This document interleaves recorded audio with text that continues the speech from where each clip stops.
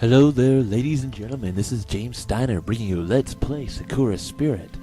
So this is going to be a rather short one because, number one, I'm recording rather late, so I need to get this done before my sister decides that she wants to go to sleep. As when she goes to sleep, she doesn't want to be disturbed, and my talking, with my room being right next to her, will regrettably piss her off. So I will try to do this as quickly as possible. Alright, let's continue where we left off. Yes. I found Machiko and Mako talking near the steps leading back to the forest. The two girls looked like they were playing a game similar to hopscotch on the wide shrine steps. It was time for me to figure out how to convince the girls. Ah, Taka-kun, is everything alright? You look worried. Suriyuri told me something interesting. Oh, what was it? Did she tell you One-sama's bust size? Mako! Owie! Seriously, they're the violent type? Lovely. Ha ha ha ha. No, nothing like that. And even if she offered to, I would have said no. I'm a gentleman, after all. Very self-righteous, and I will be speaking in this tone because... why the hell not?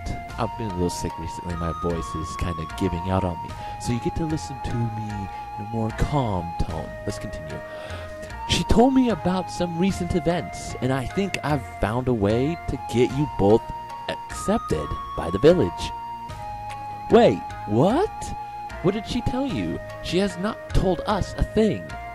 She didn't go into too many details. She just told me that some wild spirits caused a lot of trouble for the villagers and gave you guys a bad reputation.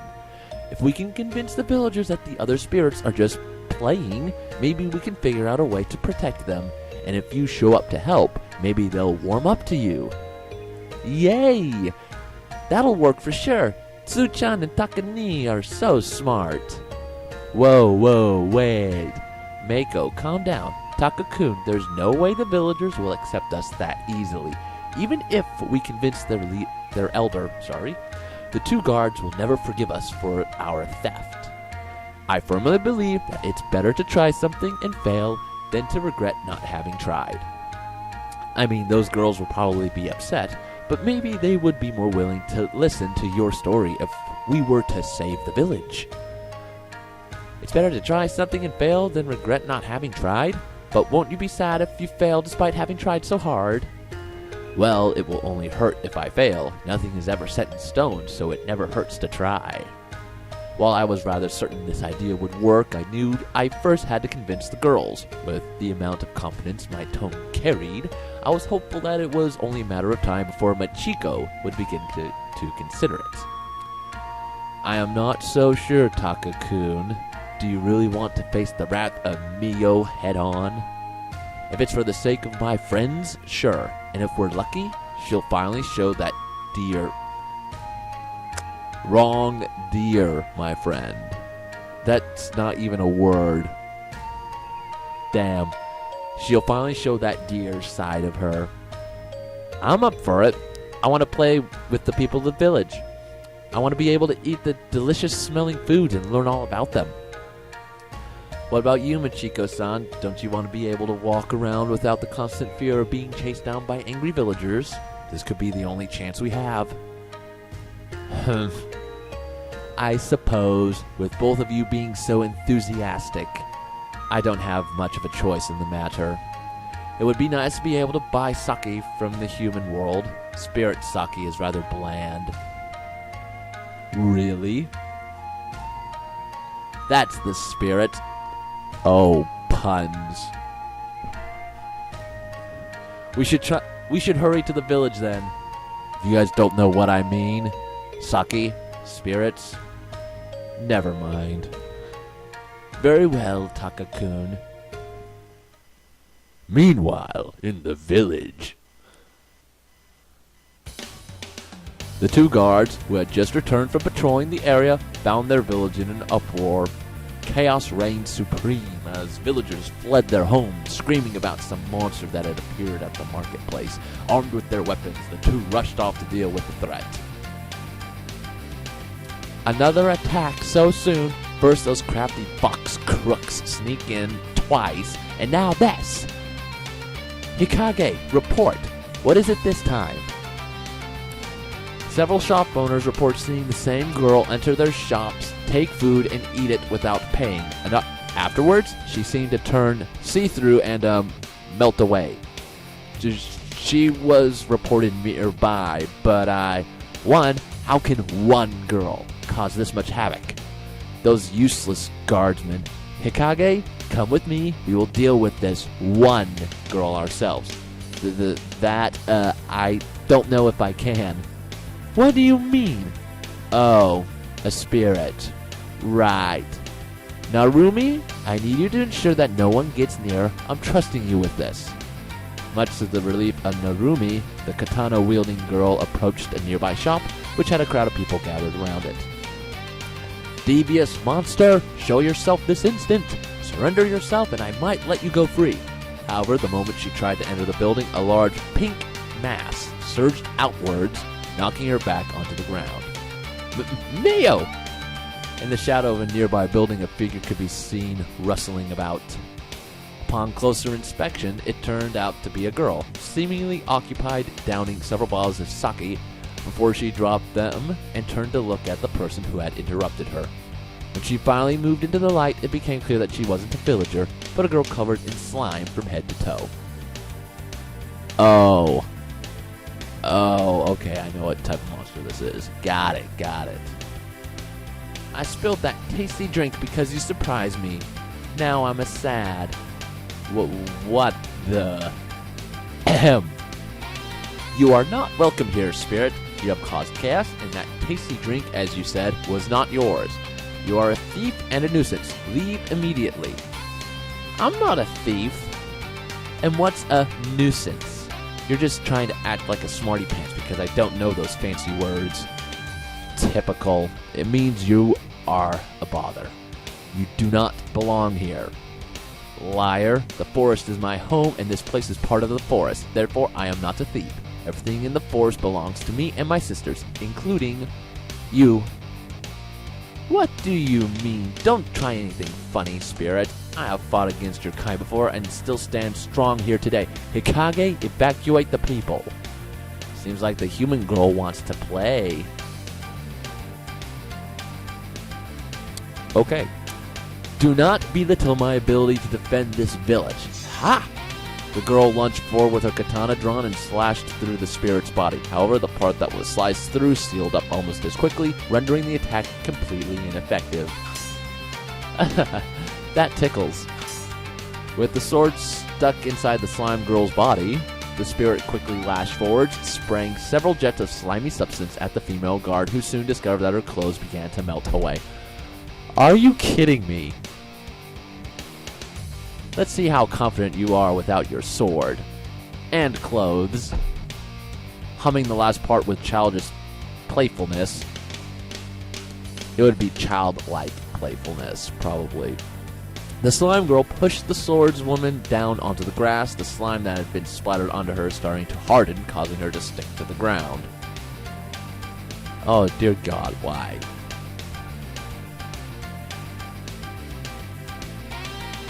That is so messed up. But it's not showing anything, so I should be fine. Ah, what the? Let me go, cheater, devious fiend. Hehe, you're the one who tried to use a sword against me. Don't you know that girls like me can easily avoid such things? Besides, this way I can continue eating in peace. Now, be a good girl and stay here while I grab some more yummies.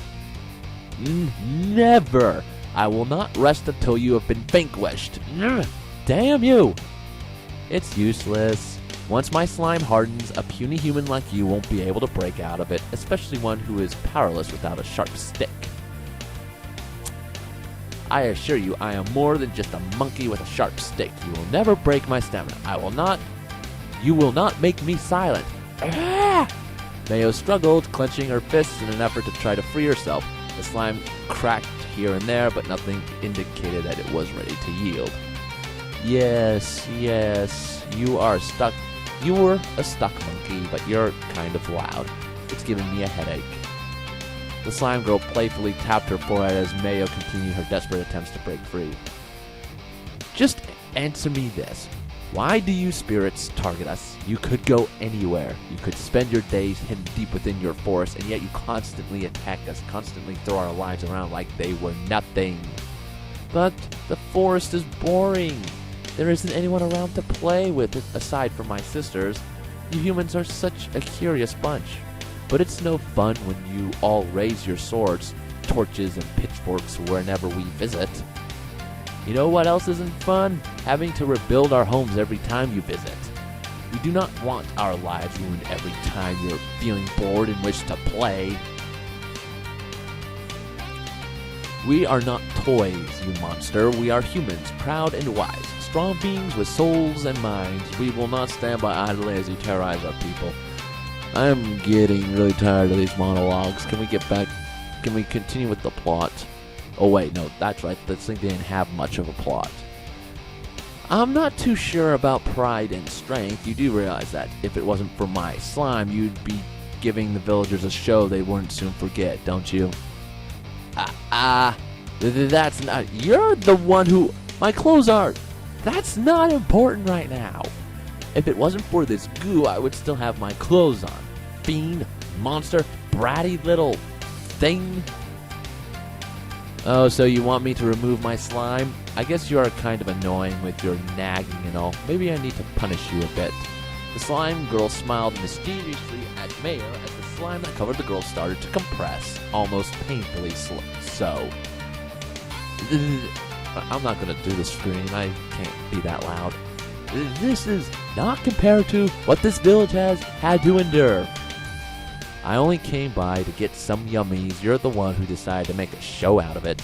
You took from many shops without paying for it. Actually, maybe I should wrap you up in a cocoon and drag you back to my home. Then I won't have to visit the village to play with someone.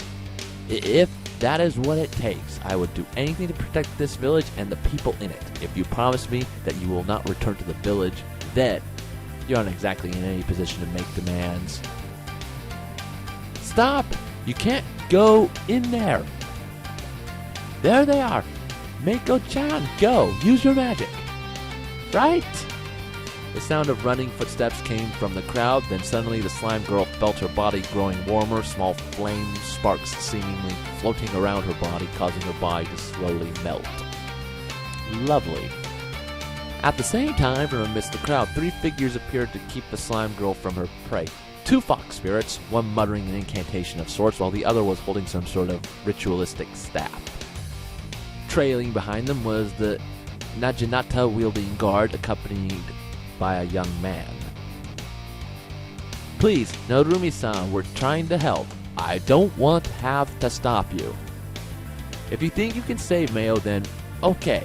Just know that if any funny business goes down, I will chop your head clean off. Right. I hope the girls know what they're doing. Sakura, what are you doing here? You! Fox! While the slime girl was being distracted by the fox spirits, I ran over to Mayo's side using all my strength to pull at the slime that covered her. However, all I seemed to manage was a slight tear.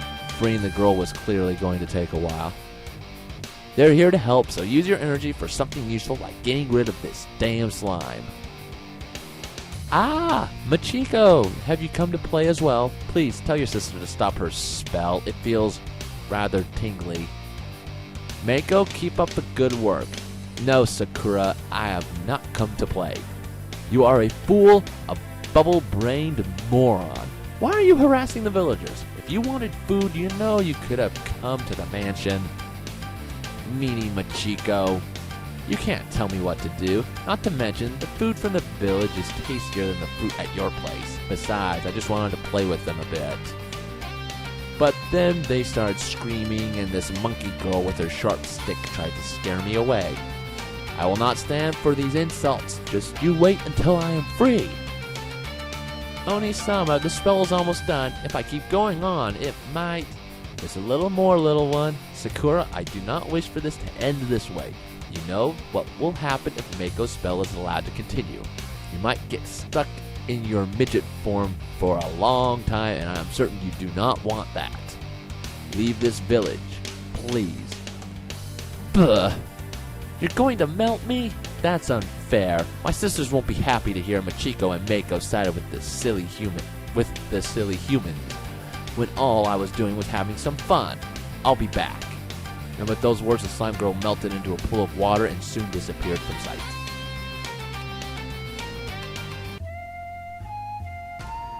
I think I'll stop right there for now, because, yeah, it's starting to get a little late. I need to still upload this thing. So thank you all so much for watching. And to be brutally honest, this story is starting to really wear on me. I might decide to... Well, I'm still going to finish it, and then I will give my opinions of it at the very end. But right now, I'll just give you a rough overview of my opinions. Art style is okay. A little bit too much fan service for my taste. I tend to look down at fan service as a cheap way to get viewers, and anime as a cheap way to get, in this case, readers for manga and other types of interactive fiction. It's not really very tasteful in my opinion, but in some cases it does serve a purpose. Words. But not so much here.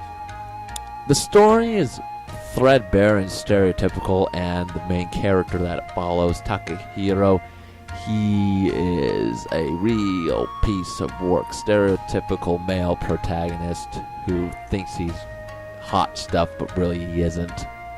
At least that was my impression of him at first, but now he's not exactly a stereotypical horny male character, I'll give him that. But still, I do not like how he's so confident. I don't like that he's an unlikable character. I feel like he's just as threadbare as all the other characters. If there were some more deeper characters, I would give a higher opinion of it, but who knows, it might surprise me.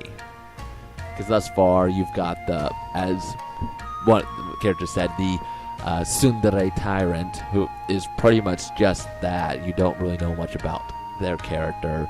You don't know much about Takahiro except that he's a judo star back in the real world. Now he's stuck in this fantasy world. You got the Fox sisters, who are...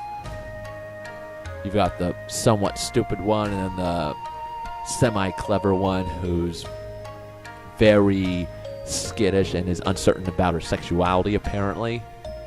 But you don't really know much about him. Not really.